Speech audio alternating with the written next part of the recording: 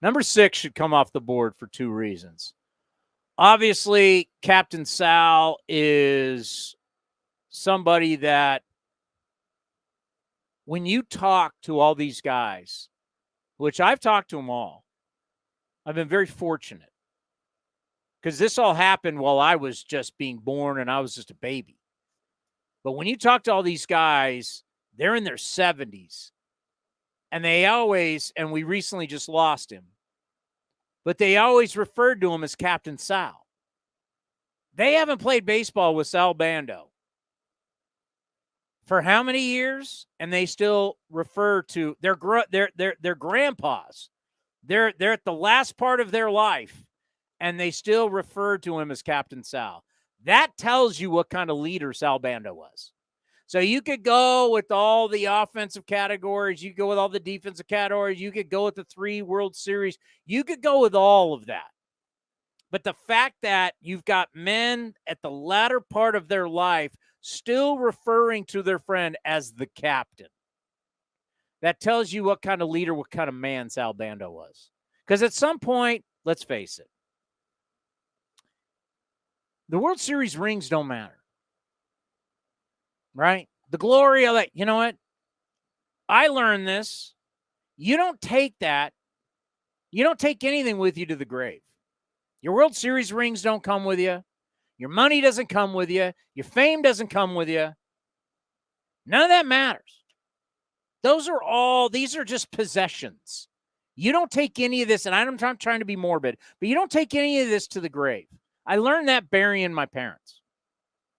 And I can tell you right now, I could walk in the other room. If you don't know, my grandfather was the most valuable player of the National League in 1947. I have in my possession the trophy, the 1947 MVP trophy. I've got all kinds of stuff. My grandfather, all the All-Star games, all the different stuff my grandfather was involved in. I've got it. He couldn't take it with him to the grave. But you know what? You can. The respect and the love from the people that were with you and around you. And that will live forever. That's Sal Bando right there to me. Because, let's face it, what am I going to say about Captain Sal, the player? I can read his stats and act like, but I was too young. I mean, he was like when I was a real little kid, and remember, I think he was a Brewer, right? Yeah, he would have been, after he's done in Oakland. So it's like, I'm not going to sit here and lie to you. I've had the opportunity to interview him multiple times. But Sal Bando, the way he affected other human beings is dramatic. Dramatic. That's his biggest skill. That's one of the things that he should be remembered by with the World Series, with the numbers, being a great third baseman. That's one. Number 2 is Bob Melvin. Bob Melvin is the winningest manager, and he wore number 6 because of Captain Sal. Because it was Bob Melvin's kind of fork in the road moment in life where Sal Bando helped Bob Melvin put him on the path that he's been on now for years. So he wore number 6 to honor Sal Bando for what Sal Bando did for him in Milwaukee years ago. And then comes to us at a time when it was awful. It was like now. It was like now. But a different kind of awful, right? Like there's direction now. Under Bob Guerin losing, there was no direction. This was a rudderless ship. This ship's rudder, and the boat was, which way is the boat go? Jemile Weeks is your untouchable player. Jack Cust is your best player. You're trying to tell me how great Derek Barton is? We got problems. See, that's old Townie will sniff it out for you. Because if you remember back in those days, we're on 97. We were on 95-7 the game at that time. I'm like going, this doesn't work. This is bad. Derek Barton stinks. Was this one the first What match number was up? Derek Barton? If you remember this, you're a loser. Cuss was 33. Barton was, I don't know. That 6. No. 9. Why are you looking at me? I don't know. I'll go. He's like a 15 or 16 or something like that. 10. 10. He was a 1 and then something. So that was bad. And when Billy Beane had to fire him, you knew it was bad. When he had to go, Bob Guerin, you got to go.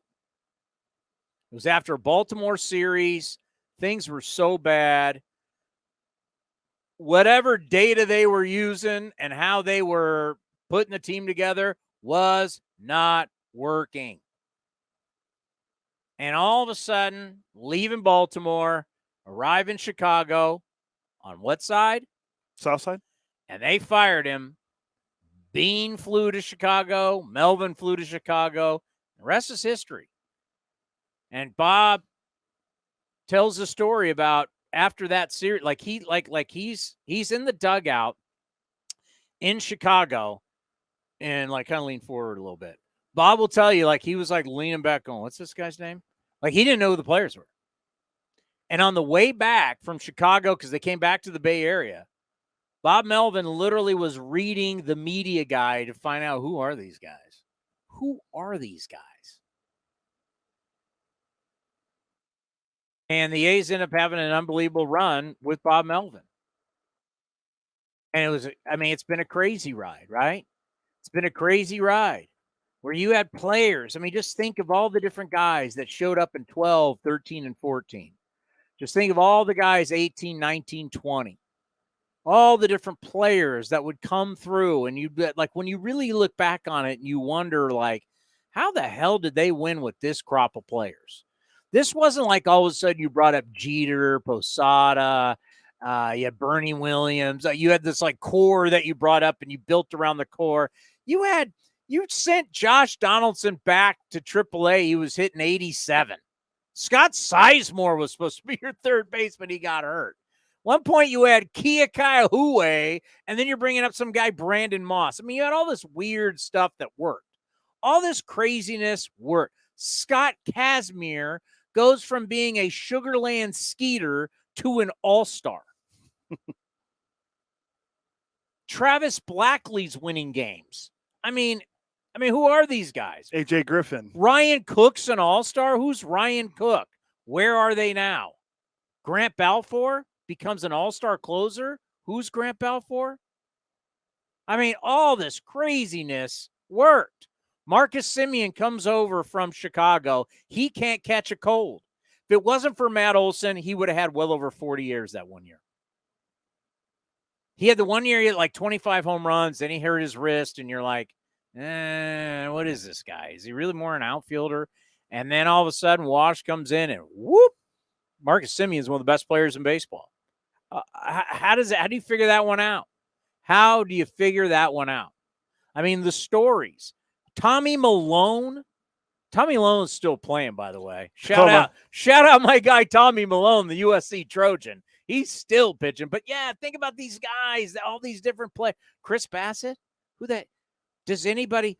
I don't remember anybody calling the postgame show when the trade was made with the White Sox that Chris Bassett was coming to town and people were happy. Zobrist was traded for who? Sean Manaea. Who? Guy with a bad hip, never lived up to his draft status. He ends up winning a lot of games. Sean Manaea is over here. We even see Sean Manaea right here. Actually, didn't we look it up? Doesn't he have the most wins in the last 20-something years? Out of that group, yeah, I think it was the last 20-something years, or no? Yeah, so it's probably the big three. Sean Manaea has the most wins. Yeah. It was 50. You say wins don't matter, so I don't know why you're bringing it up. But Sean Manaea, yeah. Just think about all these guys that won games, all these guys that closed out games. Liam Hendricks, DFA'd. From DFA'd to starting the wild card game. From DFA'd to being an all-star. From being DFA'd to being on the cover of the media guide. Can't make it up. Blake Trinan. Blake Trinan had one of the greatest years of any reliever in the history of baseball. It was 1 year, but it was truly one of the greatest years of any. What was he, 11-2 with all those saves? Yeah, year-ender one. It was incredible. All that happened under Bob Melvin. That's all craziness. It's randomness. As much as people in baseball, they don't want to be in randomness, our rosters, our playoff runs have all been random. All been random. It was all under Bob Melvin. Bob Melvin's leadership meant something.